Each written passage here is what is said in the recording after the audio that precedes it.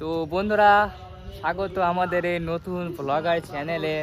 ঠিক আছে, তো আমরা এখন একটা পুকুর দেখতে চলেছি, যেটা আমাদের গ্রামের মধ্যে সব থেকে মানে নিম্ন পরিমাণ, মানে কি বলবো আপনার, লবণাক্ত পুকুর।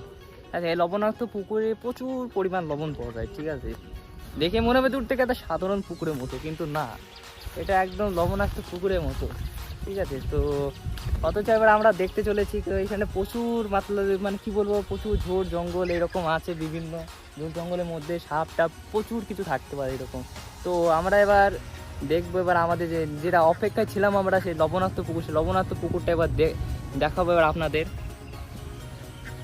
তো এটা দেখতে পাচ্ছেন, ঠিক আছে, যে আমাদের মতনই দেখতে। ঠিক আছে, বাট কিন্তু এখানে প্রচুর লবণ পাওয়া যায় পুকুরে, দেখে মনে হয় সাধারণ একটা জলের মতন, কিন্তু এখানে হ্যাঁ অনেক পরিমাণ নোংরাও আছে, যেটা কারণ এখানে কোনো জল রিফাইন্ডভাবে হতে পারে না। ঠিক আছে, আর এই যে আপনারা সামনেই দেখতে পাচ্ছেন যে এই জঙ্গলটা আছে। ঠিক আছে, এই জঙ্গলে বিভিন্ন পরিমাণ পশু সাপ টাপ এসব ইত্যাদি বিভিন্ন কীট পতঙ্গ সব কিছু পাওয়া যায়, প্রচুর পাখিও থাকে, কিন্তু আপাতত এখন দেখা যাচ্ছে না কেন সেটা বলতে পারছে না। আবহাওয়া দপ্তরই জানে যে আকাশে মেঘ কীরকম দিন নেই।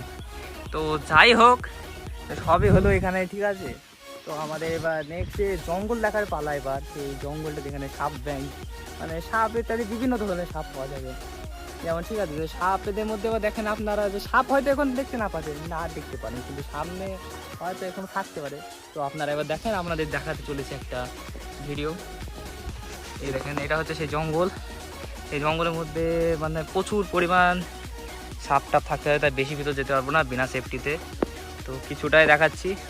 ঠিক আছে, তো এই মাত্র দেখালাম। তো এবার আমাদের এই মাত্র ভ্লগটা ছিল, তো আশা করি আপনাদের ভালো লেগেছে এই ভ্লগটা।